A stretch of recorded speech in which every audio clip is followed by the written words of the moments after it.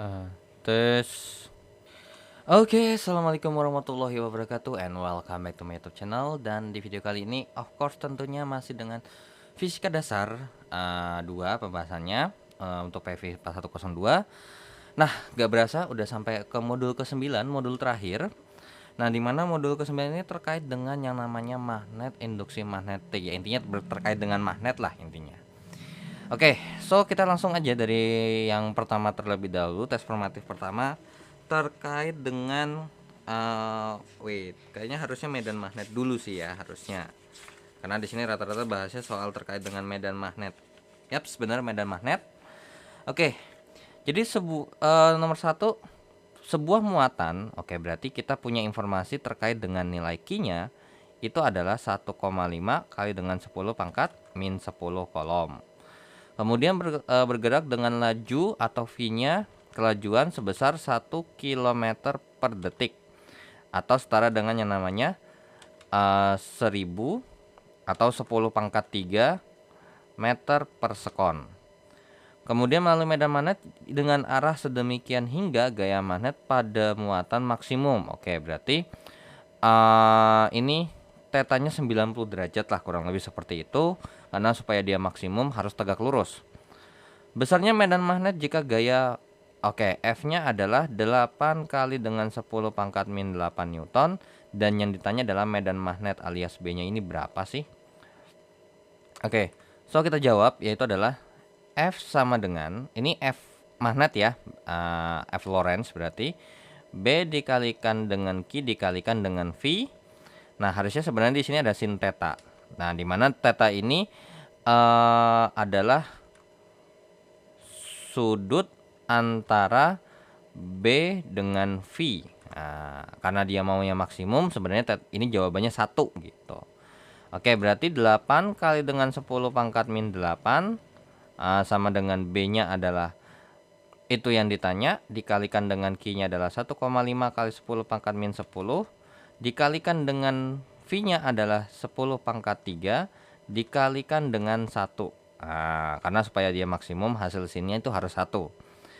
Ya sudah, berarti nilai terkait dengan B itu sama dengan 8 kali dengan 10 pangkat min 8 dibagi dengan 1,5 kali dengan 10 pangkat min 10 dikali dengan 10 pangkat 3. Oke. Berarti nilai B-nya ini sebesar yang namanya, nah ini kalau dihitung 8 bagi 1,5 kan 5,33 kali dengan 10 pangkat min 1. Atau Tesla, berarti jawabannya adalah sekitar sebesar 0,533 Tesla. Yep, so number 1 the answer is D. And then continue, kita lanjut ke nomor 2. Partikel bermasa 2 gram, bermuatan ini, berarti dikasih tahu adalah M-nya adalah 2 gram, alias 2 kali 10 pangkat min 3 kg. And then bermuatan, berarti Q-nya adalah 10 pangkat min 1 kolom. Bergerak dalam medan magnet seragam. Nah, ini kita masukin nilai ininya aja ya. Nilainya aja tanpa arah. Nanti arahnya itu kalau kita pakai buat gambar. 3,14 Tesla. And then pada saat lintasan melalui titik asal dengan T0, kecepatannya, berarti udah ada kecepatan nih, V-nya adalah sebesar 31,4 meter per sekon. And then setelah waktu T bla bla bla bla bla, intinya dia berjarak dari titik asal, berapakah waktu yang disebut diperlukan untuk mencari, berarti T-nya sama dengan berapa nih. Nah, ini sebenarnya kita perlu yang namanya kita gambar 3D. Set. Ya, berarti nah, ini X. Ini adalah Y dan ini adalah Z-nya. Atau kalau misalnya mau bikin Y ini Z-nya diperbolehkan, sebenarnya nggak ada masalah. Nah, jadi kita punya sebuah partikel dari sini. Nah, katanya bergerak pada saat titik asal di T0 ini dia udah bergerak dengan kecepatan 31,4, ini I. Vektor ini berarti sumbu X. Berarti di sini udah ketemu nih, ini adalah V-nya nih. V-nya begini. Kemudian kita punya informasi bahwasanya ada medan magnet alias B yang jalan di sumbu K, alias sumbu Z yang positif. Oke, berarti kita punya informasi bahwasanya dari bawah ke atas ini itu ada sesuatu, yaitu adalah medan magnet. Jadi saya bikinnya dari atas ke bawah aja deh ya, dari bawah ke atas. Nah, berarti kita anggap saja sesuatu di sini ada sesuatu yang positif, dan ada sesuatu yang negatif. Nah, kita nggak tahu nih apakah yang atas positif bawah negatif. Toh juga kita nggak tahu nih partikelnya bagaimana. Nah, kemudian ada massa nih. Nah, di sini kita punya informasi kalau ada yang namanya benda atau sesuatu bermassa itu pasti akan ada selalu yang namanya gaya berat. Oke. Nah, kemudian kalau misalnya ada sesuatu nah, gini. Sebelum kita lanjut ke sini, sebelum kita lanjut ini kira-kira bakal ada gaya magnet atau segala macam, gaya magnet atau gaya Lorentz. Nah, sesudah ya, sorry. Jadi sebelum ke gaya kolom, nah gaya kolom alias tarik menarik ataupun tolak menolak, kita lihat dulu nih terkait dengan yang namanya, oke, ini kan arah B-nya nih, ya kan? Ini arah B-nya tuh ke atas. Nah, berarti dengan kaidah tangan kanan, kalau misalnya V-nya ke kiri kan V F, B V. Berarti kalau misalnya kita bikin sesuatu V-nya ke kanan, B-nya tuh ke atas seperti ini kan FBV ya. Sebenarnya kayak FBI. Nah, V-nya ke kanan, B-nya ke atas, maka F-nya akan ke depan kita. Seperti itu. Jadi dari sini nih, set. Oke. Di sini ada yang namanya gaya Lorentz. Akibat adanya medan magnet. Nah, terus kalau misalnya kita lihat seperti ini, misalnya seperti ini nih, kan katanya kalau misalnya dia bergerak, maka dia akan melewati titik D pada sumbu Y yang berjarak L dari titik asal. Oke, berarti sekarang gini, kalau misalnya jadi dia bergerak, kalau kita lihat dari gambar kayak gini kan berarti dia bergerak ke kanan, bergerak terus habis itu tuh bisa bergerak ke depan sama ke bawah, ya kan, karena ada gaya berat. Jadi tuh nanti dia geraknya turun terus ke belakang begini. Nah, jadi karena kan di sini bilangnya adalah melewati titik D yang ada di sumbu Y, ya. Jadi persis banget nih di sumbu Y. So ada sesuatu yang mengalahkan si W ini, yaitu adalah ada yang namanya gaya kolom. Supaya dia bergeraknya satu sumbu aja nih. Jadi biar nggak terlalu repot-repot banget lah. Sehingga nanti kan bergerak set. Oke, jadi kurang lebih geraknya tuh begini. Nah, jadi tuh sebenarnya geraknya tuh adalah bentuk setengah lingkaran. Oke. Nah, jadi lintasannya itu dimulai dari titik O ini, di sini adalah titik D, yang dimana nanti ini akan terbentuk sebuah lingkaran. Oke. Yang dimana berarti ini nanti akan ada jari-jari lintasan. Ya, ada jari-jari lintasan. Terus abis itu apa sih yang perlu kita cari? Ya of course adalah R-nya, ya. Nah, karena berhubung ada yang namanya untuk mencari R-nya ini kan bisa kita gunakan yang namanya FL itu akan setara dengan yang namanya gaya sentripetal. Karena dia akan memaksa ke tengah-tengah ini ya. Ini kan ada FL nih di sini nih. Oke, ada FL yang dimana ini adalah titik pusat lingkarannya setara dengan gaya sentripetal. Berarti ini B dikalikan dengan Q dikalikan dengan V sama dengan mv kuadrat per R. Oke, berarti kita mau nyari R-nya nih. Berarti R ini sama dengan berarti R sama dengan M kali V kuadrat per B kali Q dikalikan dengan V. Maka nilai R-nya adalah M kali V per B dikalikan dengan Q. So, ya ini bisa kita selesaikan karena informasinya ada semua nih. M-nya adalah 2 kali 10 pangkat min 3 ya, ini. Terus kemudian V-nya adalah sebesar 31,4, B-nya adalah 3,14 dikalikan dengan Q-nya adalah 10 pangkat min 1. Berarti nilai R-nya, oke, ini kita coret 1, ini 10. Nah, berarti Jawabannya adalah 2 dikali dengan 10 pangkat ini min 2 kurang min 1, jadinya min 1. 1 meter alias 0,2 meter. Nah, berarti kita udah punya informasi nih 0,2 meter di sini. Nah, terus untuk berarti yang ditanya adalah kira-kira butuh waktu berapa sih dari sini ke sini nih, waktunya berapa? Nah, dengan ini geraknya melingkar ya, muter. Oke, ini kira-kira T-nya berapa? Nah, kalau kita lihat kan sebenarnya ini sama aja kayak kalau misalnya kita bikin ini adalah setengah lingkaran dong. Nah, jadi sebenarnya banyak nih caranya nih.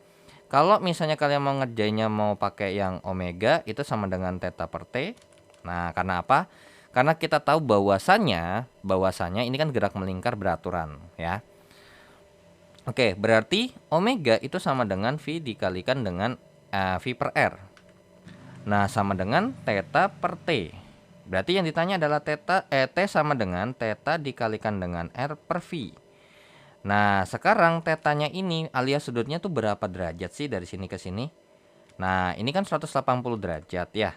Tetanya kan sama dengan 180 derajat. Itu akan setara dengan yang namanya pi radian.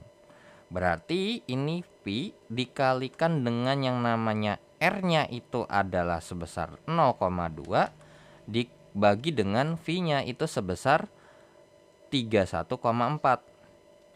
Nah, V-nya itu kan 3,14 ya, kali 0,2 per 31,4. Nah, berarti apa? Ini 1, ini 10. Berarti 0,2 dibagi dengan 10 itu hasilnya adalah 0,02 sekon. Maka jawabannya adalah yang B. Nah, kalau misalnya kalian mau bikinnya T sama dengan setengah daripada periode, itu diperbolehkan. Karena otomatis kan namanya waktu untuk menempuh setengah lingkaran ini kan berarti adalah setengah daripada waktu yang dibutuhkan untuk menempuh satu lingkaran penuh. Nah, di mana T-nya ini juga bisa pakai yang di sini. Jadi nanti omega sama dengan theta per T besar. Nah, untuk T besar kan berarti ini jadinya adalah theta dikalikan dengan R per V. Dan karena berhubung tetanya adalah 360 derajat dan itu setara dengan yang namanya 2 pi radian, makanya rumusnya T-nya sama dengan 2 pi kali R per V, seperti itu ya. Kalau udah nanti tinggal masukin nih T-nya berapa, tinggal setengah kali 0,04 nanti jawabannya. Nah, kalau udah ketemu 0,04 kan dimasukin ke sini jadinya 0,02. Jadi bebas mau pakai yang mana. Oke, lanjut ke nomor 3. Berapakah kecepatan partikel pada soal nomor 2 pada titik D? Nah, kalau kita lihat di sini ternyata bergerak begini karena dia konstan, ya kan, karena gerak melingkar beraturan, berarti tetap yaitu apa? 31,4. Melainkan karena berhubung di sini VD-nya udah ke arah kiri, bukan yang artinya berarti berlawanan arah dengan yang V yang di awal alias V0, maka apa? Ya, besar D-nya adalah sebesar minus 31,4 karena dia arahnya ke kiri, seperti itu ya. Oke, so kita lanjut ke soal berikutnya. Oke, kita hapus untuk nomor 1 sampai nomor 3-nya. Dan kita akan lanjut ke soal nomor 4, 5, dan 6. Oke, untuk nomor untuk nomor 4 sebenarnya ini soal basic ya. Kenapa? Karena untuk soal basicnya itu dulu. Nah, oke. Jadi saya taruh situ aja dan nanti bakal langsung dijawab aja. Nah, ini soalnya terkait dengan rumus. Nah, jika titik P adalah dekat salah satu ujung kawat, maka besar medan magnet di suatu titik P yang dihasilkan oleh kawat lurus berarus panjang tak hingga itu besarnya berapa sih? Nah, tapi ingat ini kan panjangnya tak hingga. Kurang lebih berarti bisa kita katakan walaupun emang dia dekat kan itu bukan artinya di ujung. Dan ini kan titiknya kan sebenarnya random. Nah, berarti dia sama aja jatuhnya tuh sama kayak rumus yang ini. Ya, mu 0 per 2 pi dikalikan I per D. D itu adalah jarak dari titik ke kawatnya yang dimana pasti harus tegak lurus. Nah, kalau yang ini itu adalah kawat yang pendek. Jatuhnya ini kawat yang pendek jatuhnya tuh. Ya, jadi saya lebih prefer jawabannya C daripada yang A. Cuman kalau emang misalnya kalian beranggapan bahwasanya ini setara dengan kawat yang pendek, that's fine. Karena mungkin dari segi bahasa ini kayaknya emang agak sedikit ambigu. Karena kalau yang saya tangkap, karena berhubung, oh ini intinya kan ditanya maka besarnya medan magnet di suatu titik P yang dekat dari salah satu ujung kawat. Nah, cuman dekatnya berapa nggak tahu, jadi kita nggak perkirakan. Dan emang ternyata lurus berarus I. Nah, oke. Cuman kalau misalnya emang kita anggap deh B sama dengan mu 0 kali I per 4 pi D ya, coba ya.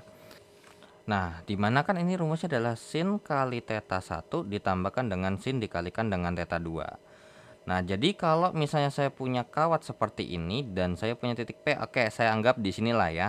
Dan ini jauh tak hingga banget nih. Oke, berarti kalau misalnya saya punya begini, berarti nanti akan terbentuklah apa? Ini sudut 90 derajat ya kan?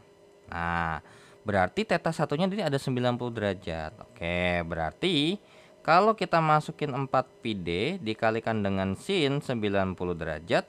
Nah, yang satu lagi karena berhubung ini adalah tak hingga, berarti kurang lebih dianggap kurang lebih hampir sejajar 0 kan gitu ya. Hampir sejajar tuh 0 atau 180. Ya sama aja. Cuman lebih tepatnya mungkin 180 ya. Oke. Karena kurang lebih seperti ini bentuknya kayak garis lurus, sehingga berarti B-nya sama dengan mu 0 kali I per 4 pi D dikalikan dengan 1. Sehingga jawabannya adalah mu 0 kali I per 4 pi D. Nah, kalau menganggapnya seperti ini ya iya, jawabannya A. Oke, jadi emang kalau yang C ini kasusnya gimana? Ya, kalau yang C ini kasusnya adalah yang kalau misalnya perkiraannya ada di tengah-tengah. Seperti itu ya.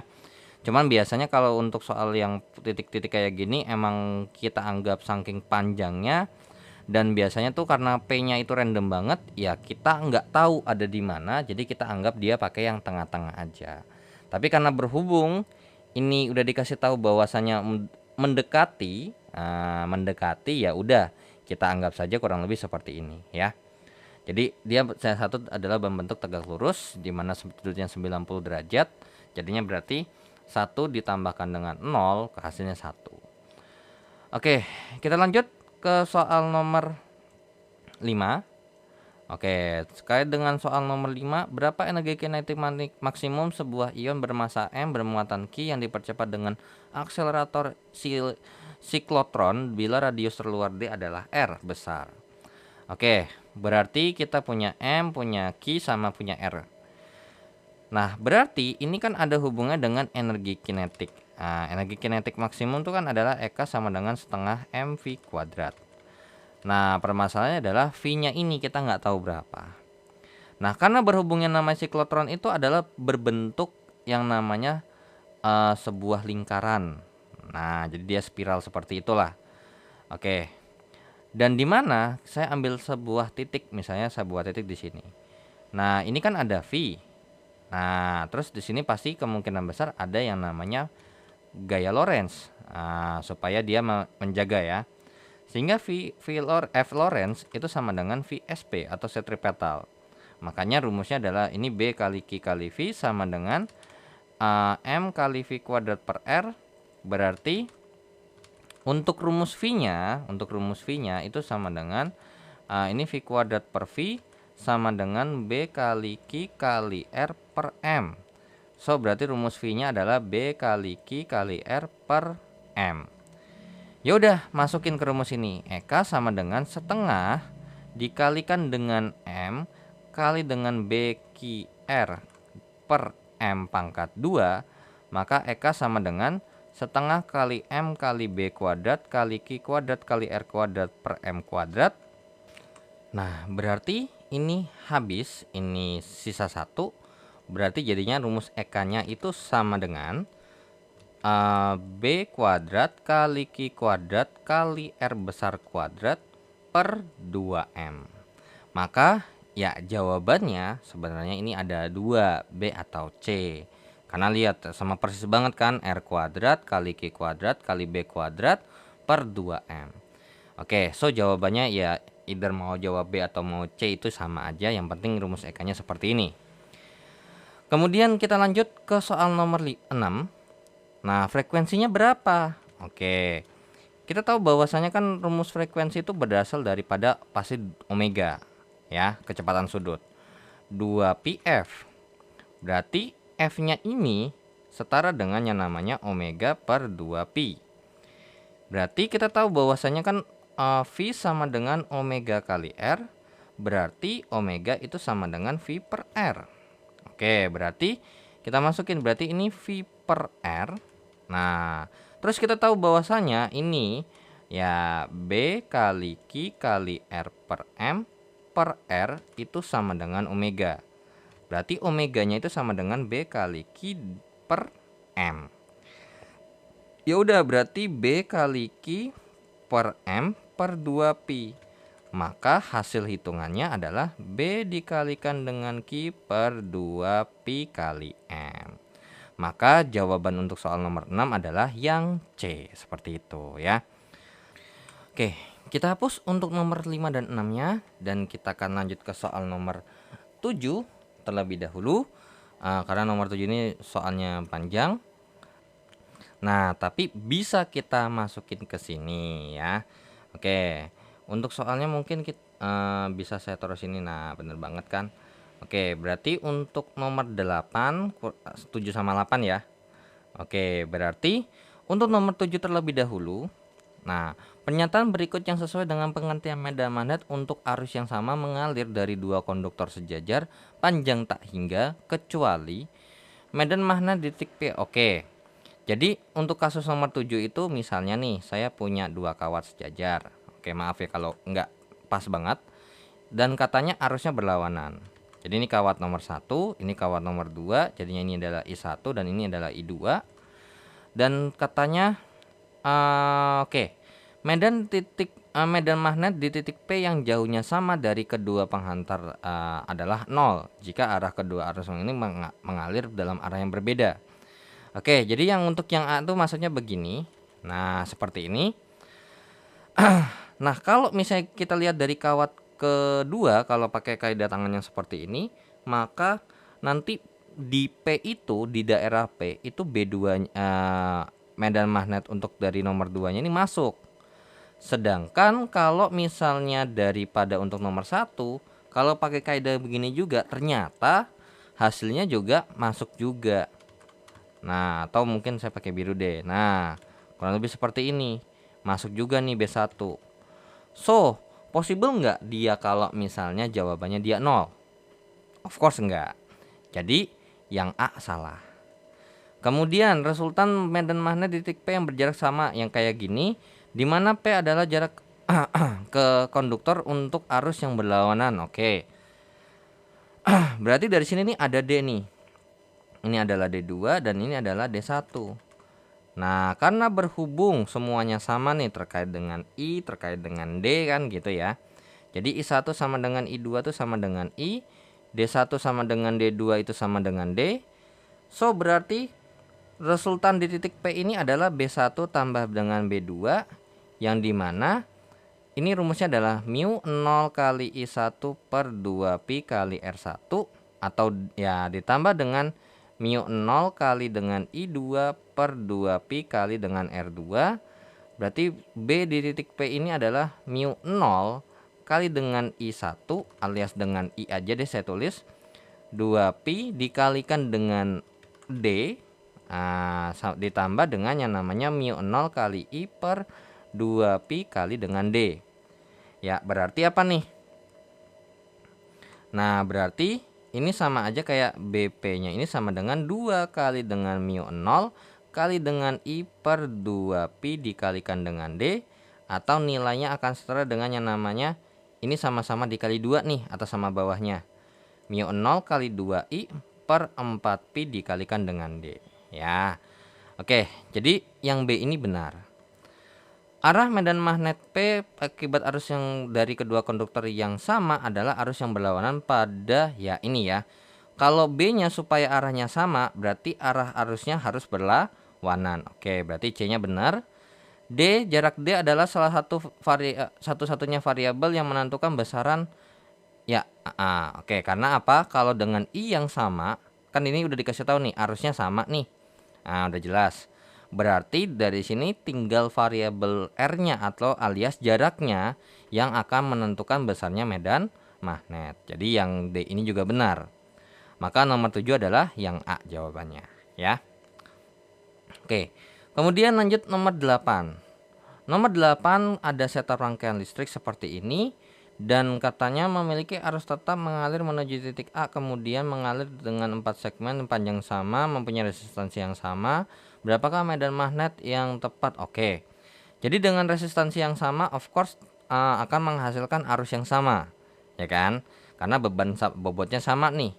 Nah, jadi kalau secara ideal karena bobotnya sama, ya udah mau lewat atas boleh, bawah boleh. Jadi dibagi rata nih. Oke, berarti wait. Mungkin enaknya nah. Ditanya medan magnet kan? Oke. Di sini ada kawat 1. Oke, ada 1 ada 1 2 3 4 atau mungkin 1 2 3 4 deh seperti ini. Nah, pakai kaidah tangan kanan. Nah, satunya bagaimana? Ya, satunya dia masuk. Oke. Satunya dia masuk. Oke, ini untuk tanda terkait dengan B1 ya. Kemudian nomor 2. Ya, ini B2 nih, masuk juga ternyata. Kemudian untuk yang ini 3. Bagaimana? Nah, kalau 3 dia keluar alias dot ya. B3 ini adalah alias dot yang artinya berarti keluar daripada bidang. Kemudian yang keempat ini ya dia dot karena begini kan arahnya tuh ke atas. Jadi keluar. B4-nya ini adalah dot. So berarti karena dengan arus yang sama ya kan, dengan jarak yang ini kan di tengah-tengah nih ya kan. Namanya persegi itu apalagi tuh persegi ya, urusan bentuknya tuh itu terkait dengan persegi. Kalau misalnya di sini persis banget di tengah-tengah alias terkait dengan titik pusatnya, berarti dari kesini ke sini, dari sini ke sini, ini ke sini, ini ke sini pasti sama semua. Karena berhubung jaraknya sama semua, terus kemudian besar arusnya sama semua, komponen-komponen yang ini ada semua, berarti apa? Ya, berarti nilai B-nya sama semua. Dan 2 masuk, 2 keluar, karena nilai B-nya sama, of course akan saling menghilangkan. So, jawaban untuk nomor 8, jawabannya adalah yang D. Yaitu adalah resultan medan magnetnya di titik P adalah 0. Oke, so kita lanjut ya ke 2 soal terakhir untuk tes formatif pertamanya. Oke, so kita hapus untuk nomor 7 dan nomor 8-nya dan kita akan lanjut ke soal nomor 9 dan nomor 10.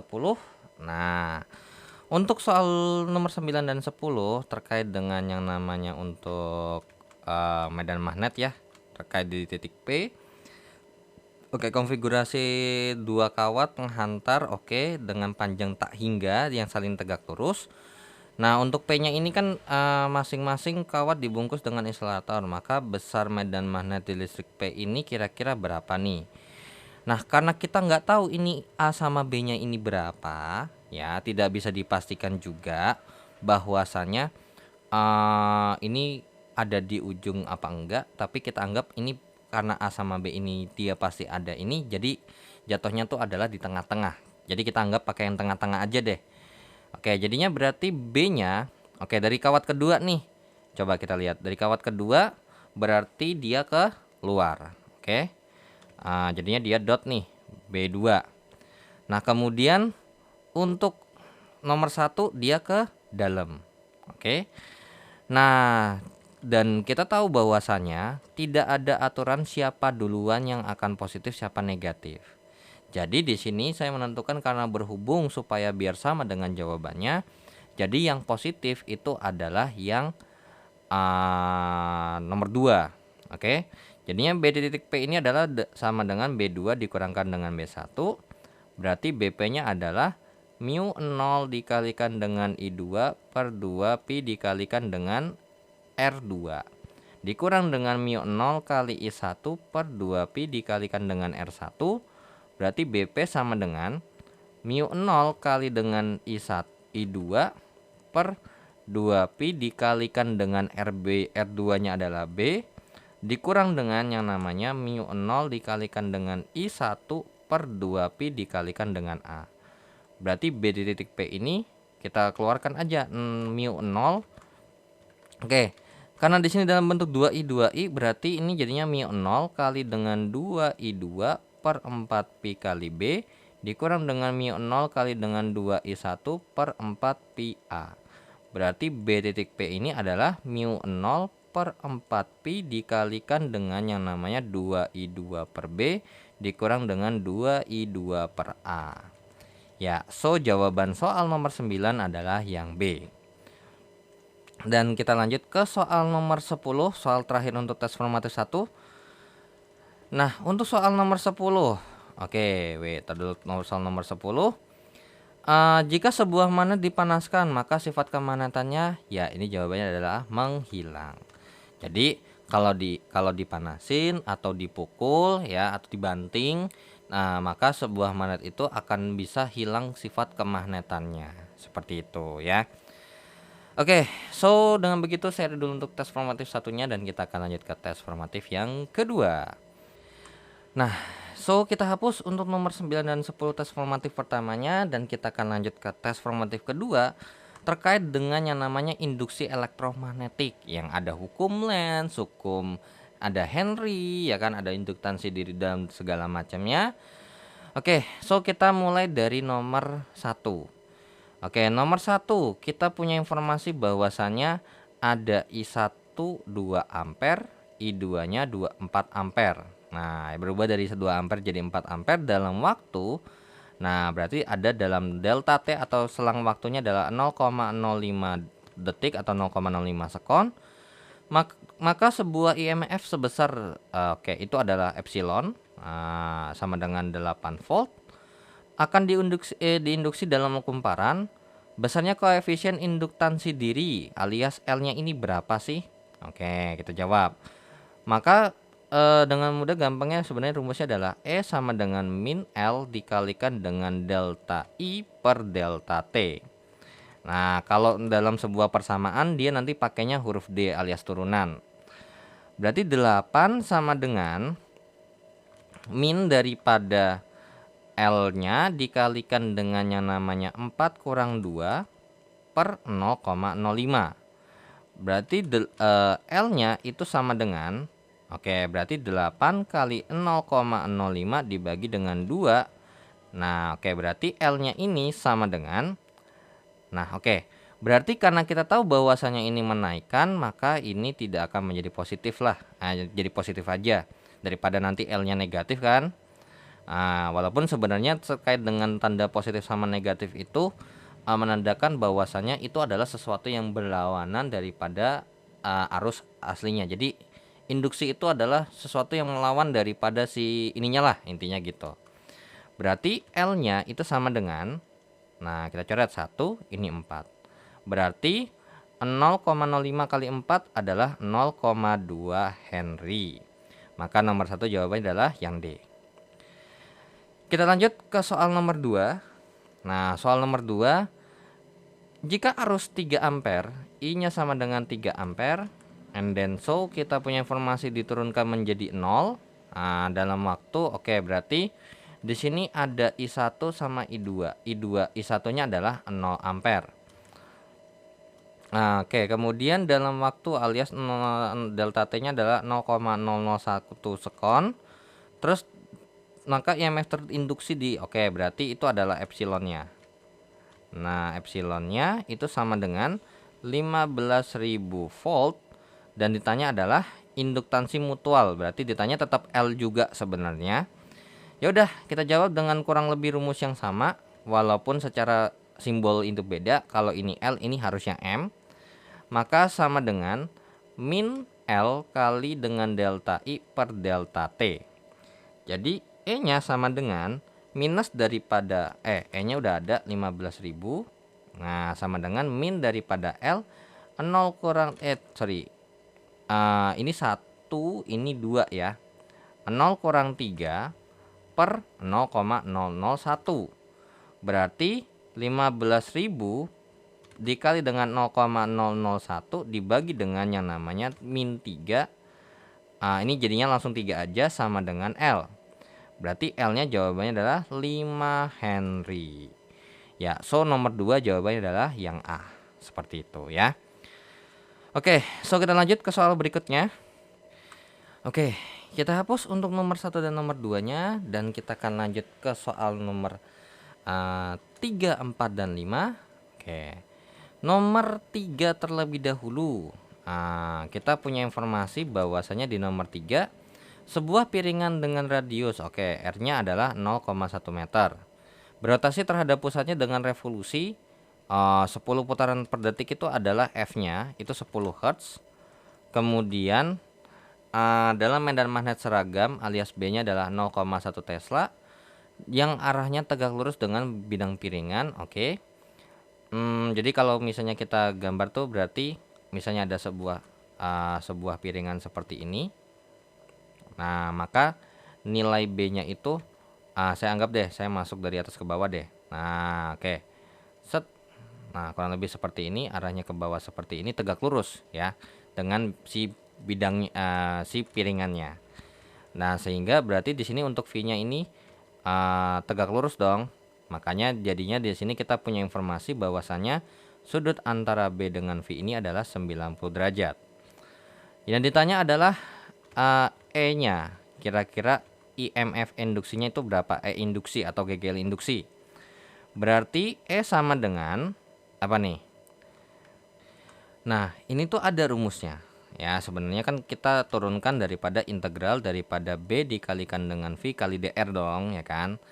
Berarti E sama dengan epsilon sama dengan integral daripada B dikali sama dengan omega kali R DR. Maka epsilon sama dengan jadi begini, B kali omega dikalikan dengan integral R DR. Berarti epsilon sama dengan B kali omega kali dengan setengah R kuadrat. Sehingga rumusnya adalah ya langsung aja deh, masukin aja ya. B-nya 0,1. Nah, ini adalah 2πf nih. 2pi dikalikan dengan F-nya 10. Ingat ya, karena rumus daripada si omega ini rumusnya adalah omega sama dengan 2πf dikalikan dengan setengah dikalikan dengan 0,1 kuadrat. Maka epsilonnya adalah 10 pangkat min 1 kali dengan dalam bentuk pi ya berarti ya. Nah, ini habis nih, cepret. Nah, sehingga dikalikan dengan pi dikalikan dengan 10, ini jadinya 10 pangkat min 2. Nah, sehingga epsilonnya setara dengan yang namanya 10 pangkat min 2 pi, satuannya adalah volt. Maka nomor 3 jawabannya adalah yang D. Dan kita lanjut ke soal nomor 4.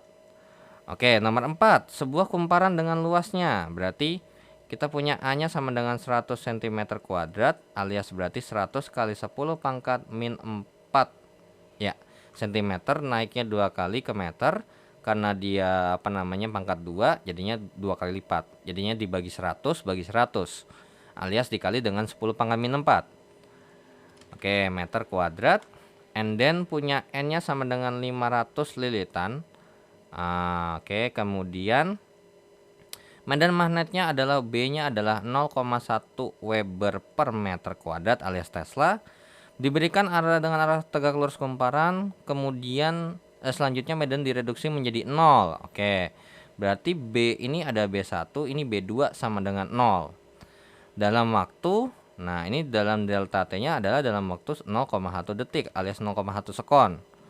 Maka E induksinya ini berapa? Ya udah, min N kali dengan delta flux per delta T, dimana flux itu setara dengan B kali A, dan karena berhubung yang berubah hanyalah B saja, A nya tidak berubah, maka rumusnya bisa menjadi seperti ini. Min N kali A dikalikan dengan delta B per delta T. Sehingga berarti rumus E-nya adalah minus 500 kali dengan A-nya 10, 100 kali dengan 10 pangkat min 4 dikalikan dengan 0 kurang dengan 0,1 dibagi dengan 0,1. So berarti ya ini jawabannya udah pasti 1 ya. Nah, ini udah pasti jawabannya 1. Berarti hasilnya bisa kita hitung yaitu adalah ini minus 1 ya, ini minus 1. Berarti ini kalau dihitung jadinya adalah ya jawabannya adalah 5 volt. Ya, ini nih kalau dihitung hasilnya adalah 5 volt. Maka nomor 4 jawabannya adalah yang A. Oke, so kita lanjut. Nah, kita hapus dulu untuk nomor 3 sama 4 yang di atas ini. Atau mungkin nomor 3-nya dulu aja kali ya yang kita hapus. Oke. Wait, nomor 5. Nomor 5 kita punya informasi kumparan tertutup berbentuk persegi panjang mempunyai 500 gulungan. Oke. Terus berarti N-nya sama dengan 500 lilitan. Terus kemudian luasnya berarti A-nya sama dengan 4 cm kuadrat atau setara dengan yang namanya 4 kali 10 pangkat min 4 meter kuadrat. Mempunyai resistansi alias R-nya adalah 50 ohm. Terus habis itu kumparan berada pada B yang dimana 0,2 Weber per meter kuadrat. Hitunglah jumlah muatan yang mengalir.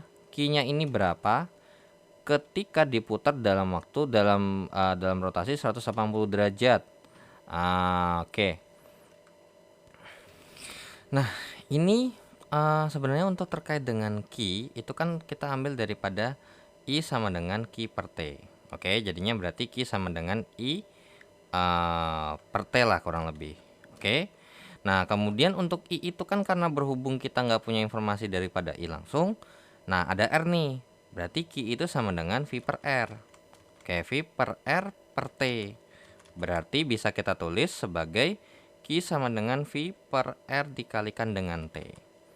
Nah, karena V-nya ini berarti karena berhubung induksi, berarti kita bisa ganti jadi E. Yang dimana terkait dengan rumus daripada E itu adalah, kalau dari informasi di sini adalah apa? Nah, N B kali A. Sorry. Oh, sorry. Ini I'm sorry. That's wrong. Ini Q-nya sama dengan I kali T dong, ya kan?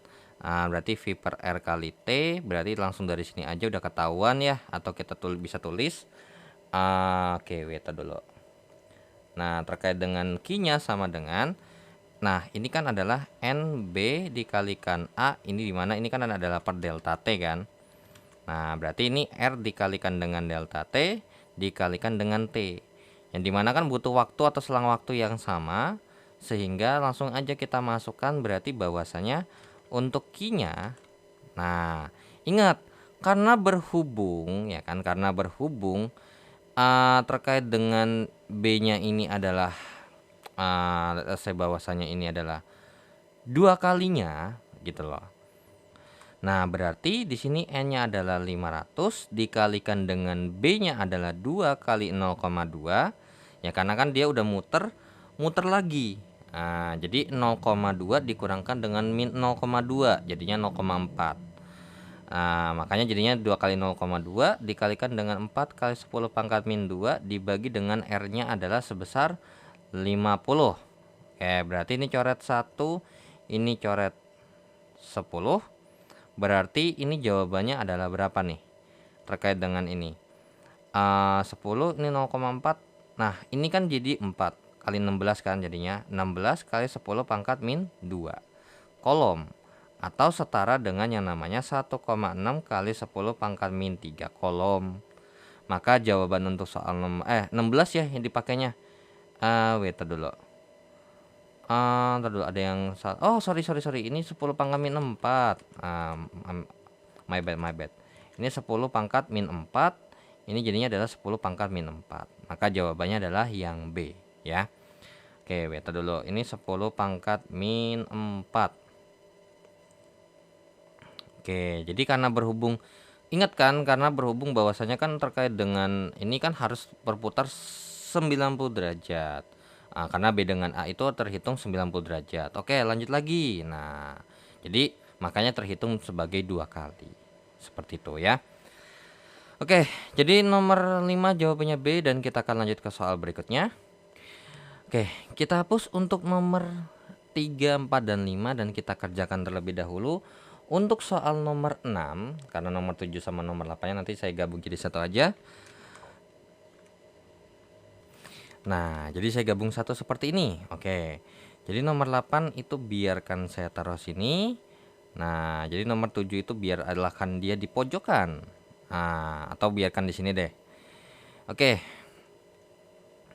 Jadi untuk nomor mungkin nomor 7-nya saya geser ke sini aja kali ya. Oke, so kita ke nomor 6 terlebih dahulu.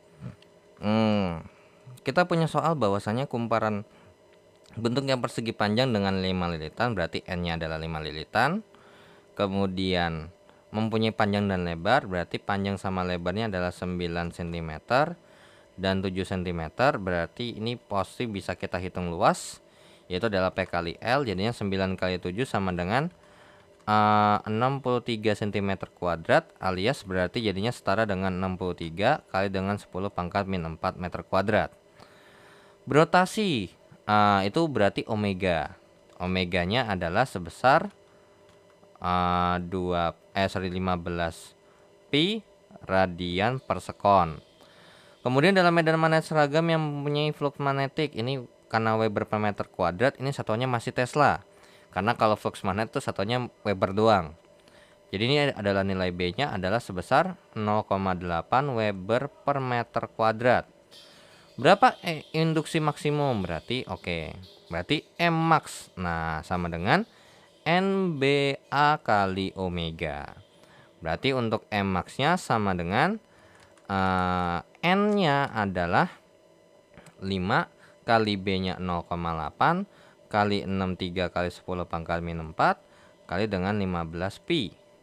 Berarti nilai M max-nya ini kalau dihitung, nah ini kan jadinya berarti 4 kali 63 kali dengan 15 kali dengan 3,14.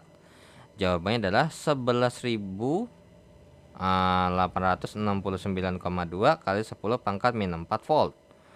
Nah, berarti kalau misalnya kita hitung, ini setara dengan yang namanya 1,18692 volt. Maka jawaban untuk soal nomor 6 adalah yang D, ya. Oke.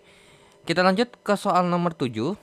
Nah, soal nomor 7 kita punya informasi bahwasanya dua buah kawat sejajar nih. Kawat sejajar itu yang ini nih.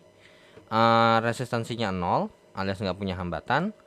Kemudian baterai voltnya ini berarti iya benar ini adalah V-nya sama 1 volt. Kemudian sebuah batangan logam dengan resistance. Nah, ini adalah terkait dengan R-nya adalah 10 ohm. Diletakkan di atas kedua kawat lurus. Batang logam bergerak ke atas kawat dengan sistem dalam medan batang logam bergerak di atas kawat dan sistem berada dalam medan magnet yang masuk arahnya. Jadi berarti kita di sini punya B yang besarnya adalah 0,02 Tesla.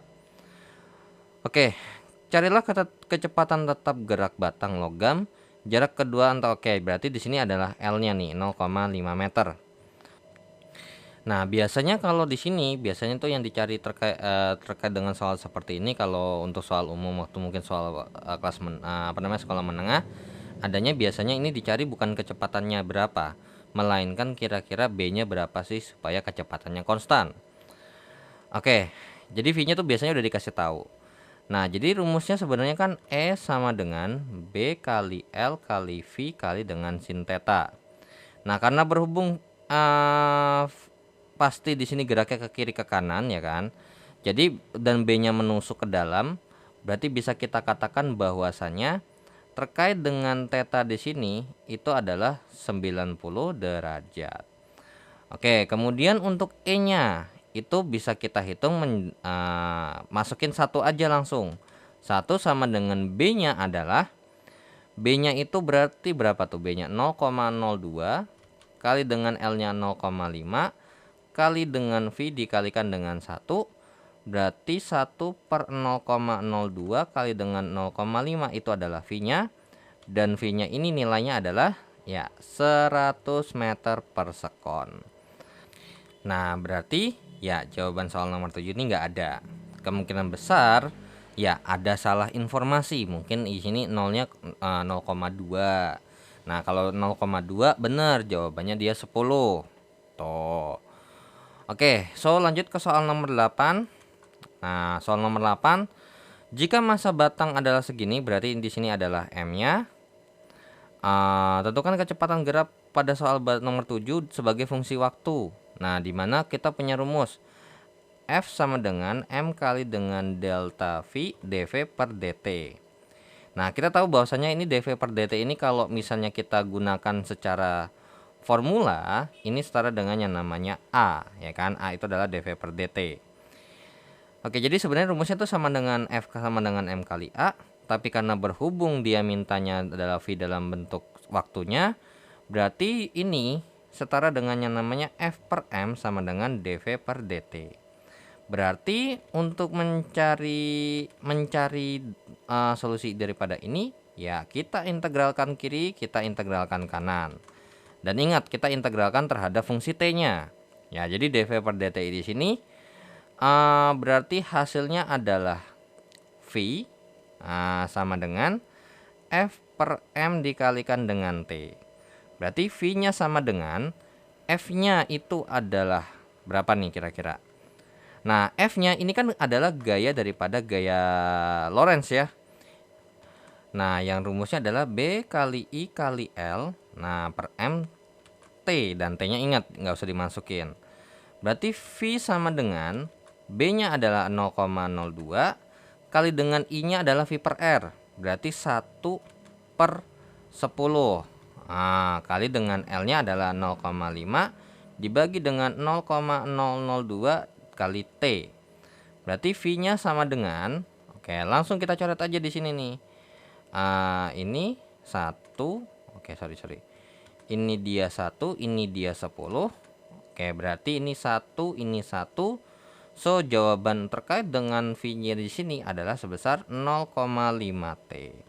Jadi fungsi V terhadap waktu itu adalah sama dengan sebenarnya V dalam kurung T sama dengan 0,5 T. Maka jawaban untuk nomor 8 adalah yang A, ya. Oke, so dengan begitu saya akhiri dulu untuk pembahasan modul ke-9 untuk matkul Fisika Dasar 2 PV 4102. Dan dengan begitu saya akhiri dulu juga untuk pembahasan soal untuk matkul Fisika Dasar dari modul 1 sampai modul ke-9. Dan saya ucapkan terima kasih yang sudah menonton video ini, dan jangan lupa untuk di like, di share, di subscribe channelnya jika bermanfaat, dan jangan lupa nyalakan lonceng notifikasinya juga supaya tidak ketinggalan video-video menarik lainnya. Dan saya ucapkan terima kasih juga yang sudah donasi di saweria.co dan scan barcode kirisnya. Dan jika ada kekeliruan ataupun pertanyaan, jangan lupa untuk dicat di kolom komentar. Dan saya izin pamit. Wassalamualaikum warahmatullahi wabarakatuh. See you in the next video. Bye bye.